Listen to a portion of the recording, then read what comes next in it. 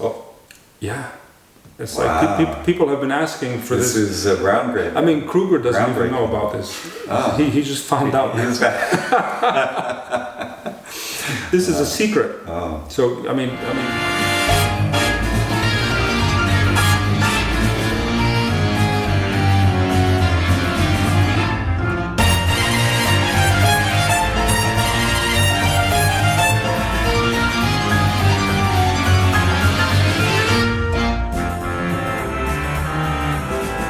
I just want to tell you what happened to me last night. Really? Yes, it was amazing. I woke up in the middle of the night, and I didn't know why I woke up, but then I realized I took a sniff and I had the Sultan Mustafa was still on my wrist, and my arm had just come in front of my face when I was sleeping. Really? Yeah, and then I just sort of like just woke out of a deep sleep to this like sweet smell. It seemed like it was penetrating my whole body, actually. Wow. Yeah, and it was amazing. So Wow. I woke up and I just sat up for a minute and I was like, wow, this really is something that you can't put on before you go to sleep. No, I told you. Yeah, you did mention that, but I'm sorry to say this, but I didn't actually believe you because I was thinking, yeah, people told me that caffeine keeps me awake too, but I can drink coffee at night and it doesn't prevent me from sleeping. Right. But I didn't know the mystical, magical, spiritual influence of oud like this. I've never experienced that before. Especially Sultan Mustafa. Sultan Mustafa with all the history behind it and it's just in the name, I mean, obviously. No, the qualities and the quality of the aloes that went into that was just stupendous. Yeah, and stupendous. that is sort of like a sweet resin that comes from the trees, or is it? I mean, it's Gyronups from New Guinea. Yeah, from New Guinea it's like a hybrid of Gyronups New Guinea with Aquilarius from Brunei. So it's that oceanic New Guinea. See, now you're getting the hang of the terminology. I mean, well, this just happened to me. It's unbelievable overnight when I was smelling this. I was like, wow. It's like a tropical jungle. Yeah, it's like a tropical jungle, and I was like, then I had to look around, and I was saying, hey, I'm still in my bed. Yeah. So I was thinking, what a wonderful experience. That's amazing. And all halal too. Well, I'm sorry it woke you up. I mean, well, I wasn't, when I woke up, I mean, sometimes I wake up for other reasons that are kind of, right. I don't like anything disrupting my sleep. I mean, even the most expensive oud, like. Yeah. Well, I wasn't that, I'll be honest with you, I wasn't that upset. Once I got up, I was just like, at first I was sort of like, I woke up with sort of like an alarm, right? Because I like this, and then I realized what it was, that I just put my arm in front of my face and the aroma, the fragrance just came in. Wow. And, maybe that's a sign. Maybe. I would think that's a sign. It's like the oud is like calling you. Yeah. And it's like a token for you to like see like that this is actually not something that we just like try and talk about during the day, but it's like once your soul becomes attached to this, I mean, it will stay with you. Yeah, well, it did stay with me. I mean, I guess the only thing that could have happened if I was staying in a dream state. And it influenced my dreams, like walking in the jungles in Brunei, or and then just looking around, and just enjoying the natural fragrances around me. If you want to sleep. Yeah. If you don't want your sleep to be disrupted, okay, I would recommend one of two things. Okay. And it just so happens, this is just a total coincidence. I had not known that this happened to you, and you would talk about your being woken up by Sultan Mustafa. But what I was planning to talk about today is one of the aromatics that actually helps you fall asleep and stay asleep. Oh. Yes. Okay. It helps you, but it helps you. But does it stay in your system? So when you're sleeping, you're just like covered in it. This fragrance, this aroma, this. Yeah. This. Like, I mean, I put like. Let me just explain to you the persistence of this particular aromatic, and it's actually a grass. What happens is like even if you put it on your clothing, I put some on my shirt, then I had it laundered. It actually went into the washing machine. My washing machine does like 3-4 cycles of like pre-wash, wash, and then post-wash, and then final rinse, right? Yeah. I could still smell it. Wow. It's one of the longest lasting scents. That's amazing. Yeah. I mean, it's very, very, very, very tenacious. It lasts on the skin. But not overpowering. Not overpowering. This is known, I mean, the nickname they gave it in aromatherapy is that this is the oil of tranquility. Wow. Yeah, this is vetiver. Oh, vetiver. Vetiver, Oh, yeah. also known as khas. Mm. You know, in the Indian Attar tradition, Okay. and in the in the Arab world, they refer to it as ruh, khas. Mm. The only difference, practically speaking, from the technical aspect, is that the ruh is always, as a rule, is hydrodistilled, which Wow. means basically hydrodistillation is what it's like, just like boiling something in water, just like your basic chicken soup. Yeah. Like you put the chicken in the water, then you boil it, then you got chicken soup. Okay. For the dog lover's soul, Mm. or for in this case, the oud lover's soul, right? All right. So that was a type of pet food. I don't know if I've heard of that. I think they had stories. There was like a story function or something, like stories for the chicken soup for the soul. Oh, chicken soup. Oh, yeah, I remember something about that. Yeah. Okay, But yeah. then they made. I was looking for a dog food one time, and they had this brand. It was known as the chicken soup for the dog lover's soul. Oh, okay. So chicken soup for the soul, I mean, it's like vetiver for the soul. There's nothing. It's like chicken soup for the soul. Oh. It's like comforting. It's grounding. It's Does it make you feel like you're just laying in a field of grass. of grass or? Well, why don't I let you be the judge of that? Oh, okay. Why don't I let you be the judge Sure, of I that? would love to be the judge of that.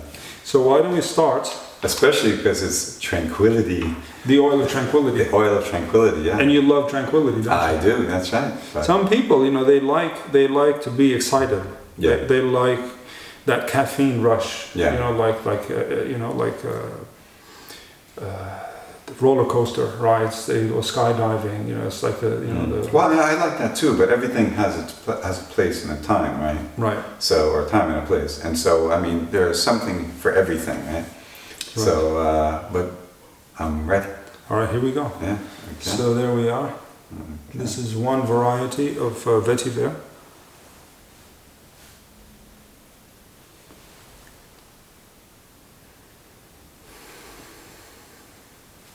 What do you make of that? Yeah, well, it does have. It's not grassy at all, though. Honestly. It's actually, literally, it is the roots of a grass. Well, but it's not grassy. It's rooty. Yeah, I mean, I can smell it. A deep, Earthy. earthy. Yeah. Yes. That like when you pull the grass out of the ground. Yes. When you see that. I mean, because I used to do that actually when I was back in America. Right. I was a gardener for a while. Oh, I see. Oh yeah, and so I used to like that smell actually. So what kind of vegetables were you planting? Well, I used to tomatoes, Right. and Well, you can't have an Italian without tomatoes. Yeah, of course. How can you make sauce, right? Any olive oil? No, not olive oil. No. In New Jersey, we're the aubergine state, Right. or eggplant state. Eggplant. Come on, don't forget the Americans. Yeah, of course. How could I forget the Americans when I'm an American from Italian heritage? So we used to weed, we used to weed that. But actually, people used to think that wasn't a good smell. But I actually like that smell. I mean, I don't think any smell can smell more natural than that. Exactly, especially after it rains or something like that. Mm. And then there's that. Even it actually gives more life to the ground, right? I mean, when you're walking around, you can smell after a rain. Yes. What the ground smells like. I love that smell. Petrichor. Yeah. I mean, it just smells so good. Yeah. So this actually smells like that earthy, rooty, and I mean, I don't know when it dries down, does it get like more of the grassiness to it, or is it still? I think we're just gonna have to observe it. Okay. So that our audience can also follow along with. Okay, with that's great. And also, I mean, there's no way this could wake me up at night. Yeah, no, this So is you very, remind me of very, camping, right? very calming. Very I mean, if I calming. was camping, Imagine you were camping, you'd be smelling this. Yeah. Exactly. Exactly. So Exactly. that's something that I think has. And I've camped many times, by the way. Oh, you've gone camping a Oh lot. yeah, I love camping. Yeah, I see. Camped on the beach, on beaches, camped in forests, and camped along the way when I was going to Egypt from England Uh-huh. on bicycle. So now that one is Indian vetiver.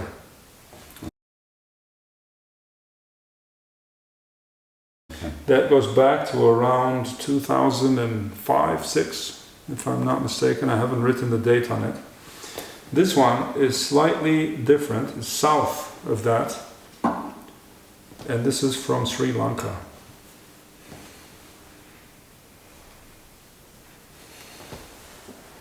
Wow. Do you smell that? Of course. It's, I mean, it's like night and day, isn't it? oh yes, that's much different. Wow, this is insane. Yeah. I wish I bought more of this when they had it. I can't believe that's like the mintiness. Yes, definitely. It's like a mintiness, minty- almost like a minty, like, yeah, I don't know if this is, I'm just saying what's on my mind, like a Novocaine-ish type of. Novocaine. Yeah. Wow, that's a Yeah. unique way of looking at it. Yeah, it's a, no, but the mint more than the, this like. Let's try to understand this now. I think this is the supreme vetiver. I mean, I have like 6-7 oils lined up for us to test here. Oh, But I mean, so far, I mean, compared to the Indian one, I think the Sri Lankan one is, clearly the winner. yeah, it's, Spicy. yeah, I definitely. get spicy. spice, almost like cardamom, Yeah, like maybe with a bit of cinnamon. yeah, and where the other one is rooty and earthy. You'd be and- surprised. You'd be surprised. The reason for that might literally be that because in Sri Lanka they cook all these spices as well, right? Yeah. All right. Might be that they distilled a bunch of spices before and didn't thoroughly clean the pot. You're And joking. I'm not joking. Really? No. Oh, okay. This actually happens. I mean, they just put the roots inside the pot, and they just boil, and the spice residues are left over, and it's like they Without even realizing it's like, that yeah, this and is it's happening. like and it just co-distillation. comes out. It happens, It's like I can clearly smell a spice in there. Yeah. It's almost like a perfume. Yeah, but sort of, I think, yeah. No, yeah, it does, it has that spacey mint, it does have that minty thing, maybe that's why I was saying the Novocaine-ish type of thing. Yep. But sort of like, it's nice. So now I'll take you to like a very different geographic location here. We're coming straight from the subcontinent, from South Asia to Central America. This is vetiver Central America. from El Salvador. Oh, Yep. wow, this is a whole new experience for me. I've never, You never thought you'd be smelling vetiver from El Salvador. never. Well, it's not Let's now. see if it has the South American, Central American Spice to it. spice to it, or Wow, and it does. It certainly does, my friend. It's got that smoothness. It's like a mellow floral brew, almost like tuberose is in there. It's really insane. yeah. You can see how it's not the minty. It's not the minty. this would work very well in a bouquet of white flowers. I think if you paired this with tuberose, champaka, frangipani, even jasmine, I think this would make a very nice perfume. I think we should write this down. Can you just make a note of that I said that? Yeah, because it does have that delicate smell to it, that subtle aroma. Which one reminds you of oud more?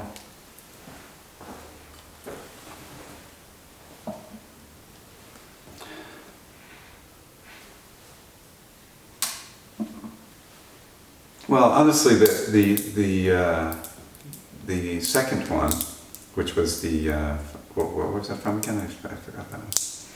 The second Sri one, Lanka. the Sri Lankan one.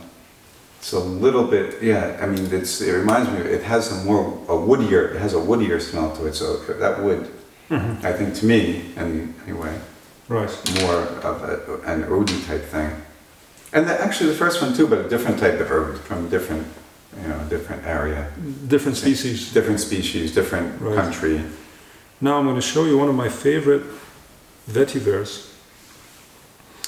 And this goes to a very different point on the map. This now takes us straight to Madagascar, Wow. like right in the middle between Sri Lanka and El Salvador. Wow. So check this out. Traveling has never been so much fun. Well, traveling in sense is like olfactory, transitions from this hemisphere to that hemisphere, from this climate to that climate. There's different climates, different soil types, different mineral contents in the soil. Where this, I mean, this is full of minerals. Yeah, it smells. It does. Wow, this is like almost like a lime, like a key lime pie kind of thing.